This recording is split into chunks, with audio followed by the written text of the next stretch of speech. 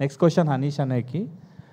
అన్న, చాలామంది యంగ్స్టర్స్ చాలా ప్యాషనేట్గా ఈ యొక్క లైక్ అపార్ట్ ఫ్రమ్ వర్క్ చాలా డిఫరెంట్ గోల్స్ని సెట్ చేసుకోవాలనుకుంటారు, బట్ దాంట్లో ఫైనాన్షియల్ స్టెబిలిటీ ఉండదు.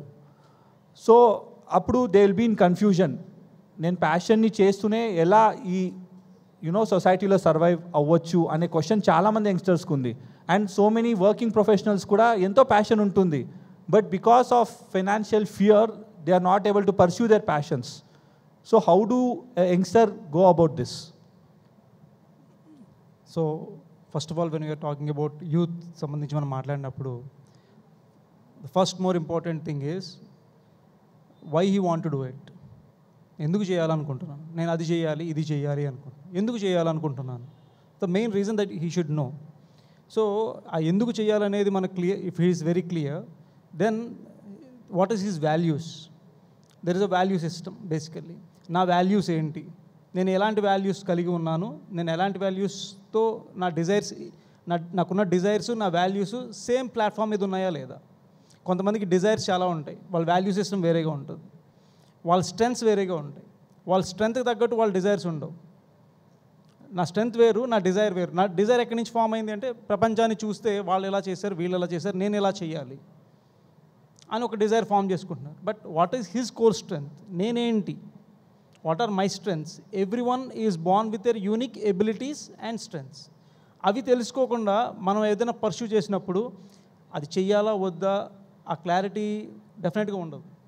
When you know your strength, when you know your values, నువ్వేంటో నీకు పూర్తిగా తెలిసినప్పుడు, నీ డిజైర్ దానికి అలైన్మెంట్గా ఉన్నాయా లేదా అని తెలిసినప్పుడు, then you will have a clarity. నేను అది చెయ్యాలా అక్కర్లేదా, నేను జాబ్ మానేసి చెయ్యాలా అవసరం లేదా. ఆ క్లారిటీ వచ్చినప్పుడు ఎవరు చెప్పక్కర్లేదు మనకి, నువ్వు ఈ జాబ్ మానేసి ఇది చెయ్యి, ఈ ఫియర్ని ఓవర్కమ్ చేయి. There is no fear. ఎప్పుడు ఫియర్ ఉంటుంది, when you don't have a clarity. ఎప్పుడు క్లారిటీ ఉంటుంది, when you don't have any fear. ఆ ఫియర్ ఎప్పుడు పోతుంది, when you know completely about yourself, నేను చేయగలను అని 100% కాన్ఫిడెంట్గా నువ్వు ఎప్పుడు ఫీల్ అవుతావో, automatically you will jump into something.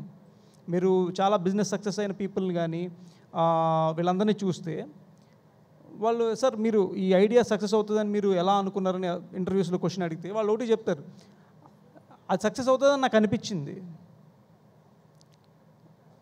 ఎందుకు అనిపించిందని, because he knows that it will be success, because he knows himself and he has a clarity of what he is going to do, then it will be a success. అప్పుడు fear ఉండదు. ఎప్పుడు fear ఉంటుంది, clarity లేనప్పుడు, నా strength నాకు తెలియనప్పుడు, నా value systems నాకు అర్థం కానప్పుడు, definitely I will be thinking చెయ్యాలా వద్దా, I will be in a confused state. Many of the youth are in this state. So even మన అవేకనింగ్ యూత్ ఈవెంట్లో, the 3 days 4 days event which we are doing, most of the youth will get a clarity on all of these things. First of all, every youth will know who am I. When he knows who is he, నేనేంటో నాకు తెలిసినప్పుడు, నా strength ఏంటో నాకు తెలిసినప్పుడు, నా values ఏంటో నాకు తెలిసినప్పుడు, నా డిజైర్స్ ఏంటి అని నాకు తెలిసినప్పుడు, definitely I know what to do. Until then, I am not sure about what I am going to do. I will be confused. I will be in a state of fear, in a stress, and I don't know what to do. That's it.